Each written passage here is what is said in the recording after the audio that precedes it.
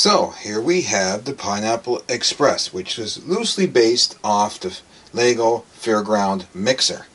So this is my version of it because when I was building it, I didn't quite have the blue, so I decided to go with green, and I went with green, red, and yellow, and black, the color of the islands, and it kind of made like the Pineapple Express theme, you know, reggae theme type of thing, and put 3 pineapples on it, and that's how I got Pineapple Express. And of course that's a name for something else as well, but anyway, we won't get into that.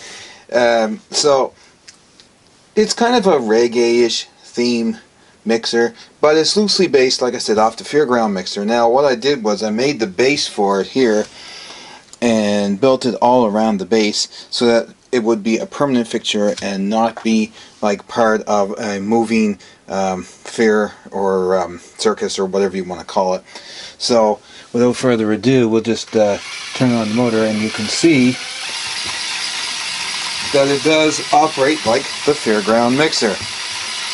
Only this is the Pineapple Express, what I called it. So it has a few issues with the wheels now and then because they're not quite right, so it doesn't quite turn all the time.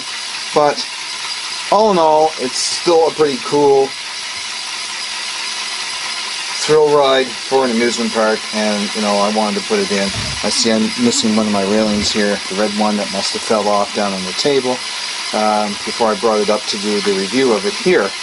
Now I've changed some things up the top and put some cones and gems on that just to brighten it up a little bit and change some of the colors. And of course I built it a little different in the middle sections here, strictly because, let me move it around here, I didn't quite have the parts, and I figured, well, what the heck, it's going to be a little different. So like some of these seats here called for ones like I have here, the single brackets, but then I put doubles here and it works just as well. So 2 double brackets, or a double in the middle and 2 singles. So basically you get away with 2 parts instead of 3 parts per chair. So you know, that worked out for me. And that little fella just lost his helmet. It went down, fell off. Woohoo! Lost his hat, fell off. Okay, so yeah, so I changed some of that. I changed like this up here, obviously. So the pineapple is basically the pineapple from a couple of the sets that I have, and I put a upside down 2x2 round and a 2x2 round plate with the hole in it. Put the Technic pin on it, and that allowed me to put the pineapple on the top, and it will spin, of course, as the unit spins. So that worked out quite well. Put the motor in the base itself. It comes out and it just will go to the appropriate power source type of thing. And what else? Okay, so yeah, so all the gears are in here, and this is how it works. The gears are in here. The shaft that comes up here basically just rotates this around, and that's it. It turns the wheels here. The wheels here come out through an axle. An axle comes out through the wheels to a gear here. This gear locks into a gear here.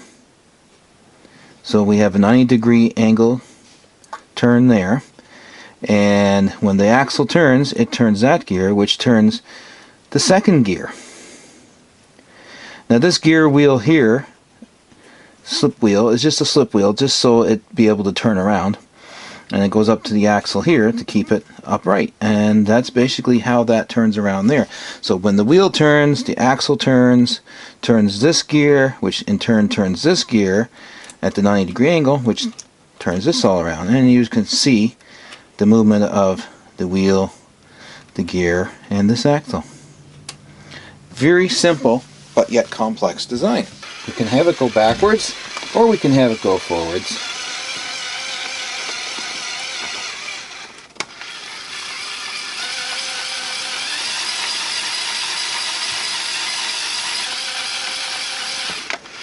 You know, it's a pretty cool little ride for an effect.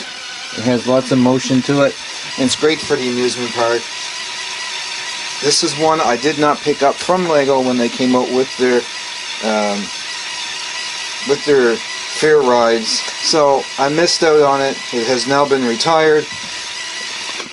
And in order to get it, you would have to either go on Bricklink or eBay or somewhere and pay a ridiculous price for it. So I just sourced out some parts, went down to my friend's shop and got some of the other parts, and lo and behold, I came up with it. I substituted some parts for other parts because, well, you can do that, and you don't have to build it exactly as they have it. So yeah, it worked out quite well. I'm very pleased with it, and that's the main thing. I mean, I got black and yellow and black and green and red and black, and I got different colors mixed, but you know what, it's okay. I'm happy with it. When I do find colors, I will put them in, like there's a brown one here for a green. When I get a green one, I'll put a green one in there. I'll put a couple of yellow ones in here instead of gray. That's okay. If I can get 4 more brown cheers or yellow cheers, I'll put them here, and if I can get 8 green cheers, I will put them on this one. But you know, it kind of looks like a dilapidated fairground ride, or an older ride, and you know, it's been repaired, so you got different color seats. The original reds are still there. We have a couple of yellows, and they've been replaced here with the brown ones because they've worn out. So you know, that's just the way fairground rides work. Things break down, wear down, and get replaced, and it may not be the original part, or they haven't got painted yet, or whatever have you. So you know, it's kind of unique in that aspect of things. Now I put the label Pineapple Express across here on it, and I cut that out. I made them and cut them out on my printer plotter machine, and I will have a video coming up on how to actually do labels and decals on this type of thing for this and any of your Lego projects. And it's quite a bit cheaper than having them custom made. You know, if you have access to the machine, then you can actually do it, and you know, it'll save you quite a few dollars down the road. But if you're only going to make a couple labels, well, you could probably get them like custom made or something. But if you have the machine and you use it for a lot of different craft projects and that, by all means, make labels for this, because this is fantastic. It works well. And what else do I got to say about this one? Yes.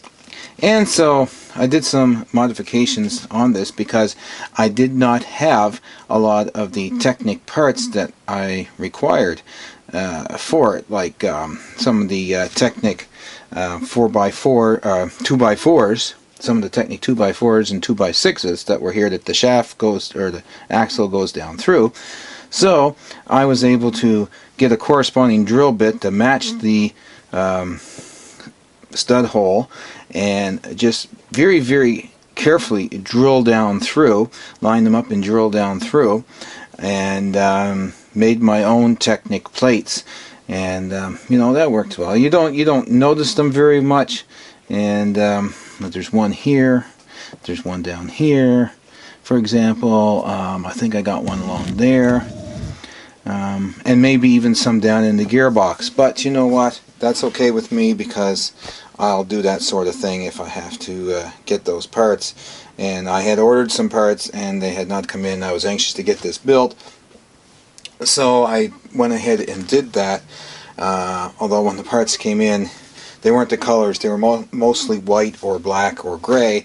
So I wanted yellow, and I wanted green, and I wanted a few red that I just never had the colors for, so, or ordered.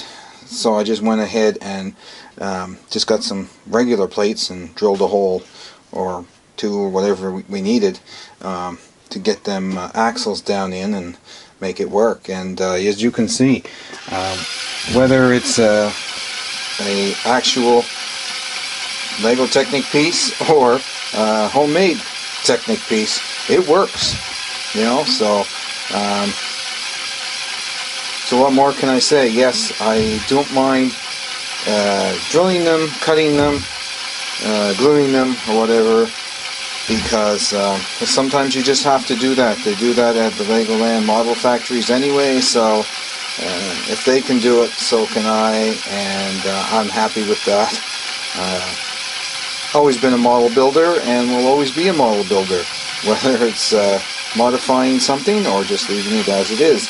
So basically, that is my review of my mock of the Fairground mixer, or my mixer, which I call the Pineapple Express. And we have like steps leading up here, or leading down, because this is the entrance side. And we have a couple guys waiting in line, and they almost get their heads knocked off with those swinging chairs, but they don't. And they can get up here to the platform, get on the ride, do their thing, and then come back down this side. So that's the entrance and exit. That's the basis behind why I have that there as well. And motor, like I said, is under here. So it works out quite well. Thanks for taking the time to watch this today. Hope you did enjoy it. And don't forget to comment, like, and subscribe down below. Hit that notification bell so you know when I have another upload coming up. And I will talk to you guys again in the next video.